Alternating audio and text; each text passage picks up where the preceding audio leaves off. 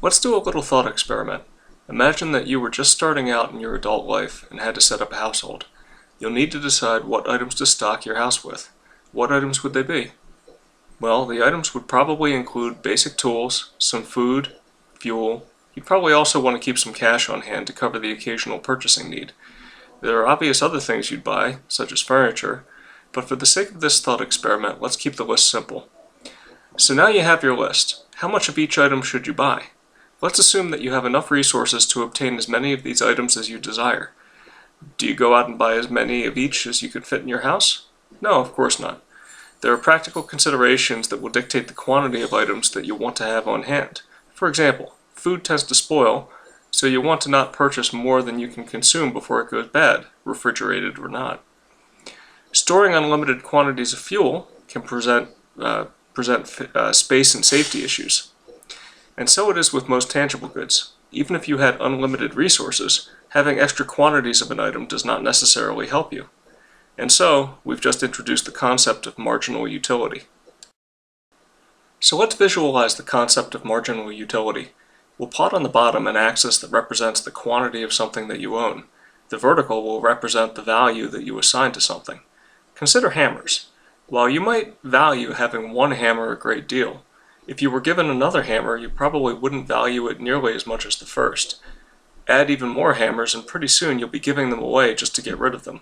So hammers have a quickly declining marginal utility. Now let's consider bananas. We might value a single banana as much as a hammer, if we were hungry. The second banana would still have significant value to you.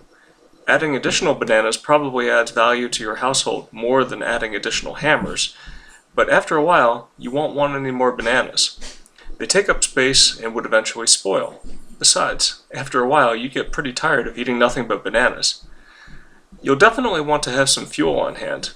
Assuming you heat your house with heating oil or propane, you'll certainly value having some fuel in the tank. Since fuel is fairly durable and dense, you can store quite a bit of it. For this reason, the marginal utility declines more slowly than tools or food. Still, eventually you'd run out of space, so even with fuel, there is such a thing as too much of a good thing. There's a special class of good that has a very flat rate of decline in marginal utility. That good is money. Gold, silver, and even paper currency have the property of flat marginal utility. 1 ounce of gold is just as useful to you regardless of whether you had 50 ounces already or 500.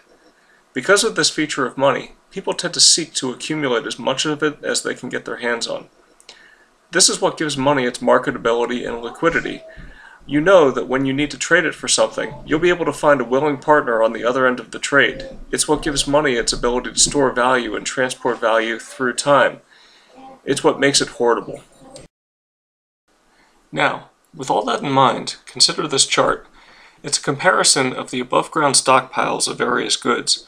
To put everything onto the same footing, we divide the quantity of the good by the amount that is produced each year. For example, the world's total inventory of copper is 900,000 tons. 1.15 million tons is produced each year, and so there's 3/4 of a year worth of production stored in the world's warehouses. The stock-to-flow ratio of copper is therefore about 0.75. You don't have to look at this picture for very long before you notice that 2 items on the chart are not like the others. Gold, for example, has a stock-to-flow ratio of almost 60. That means that 60 years' worth of production are held either by the world governments or in private hoards. Why is there so much of it? Well, it's marginal utility, plain and simple. The world, as a whole, values every additional ounce of gold produced as much as the last one. This is much more the case than for aluminum, copper, iron ore, coal, wheat, sugar. For all of those other items, it's just not worth it to store more than a few months' worth of production. So gold is valued per unit by the world more than additional units of any and all of these other consumption goods. What do you suppose that does for gold's marketability? Additionally, consider variations in production levels. Would it really matter if gold mining doubled this year? No. That's because gold has a constant marginal utility. 1 ounce is valued just as much as the next. Now look at silver.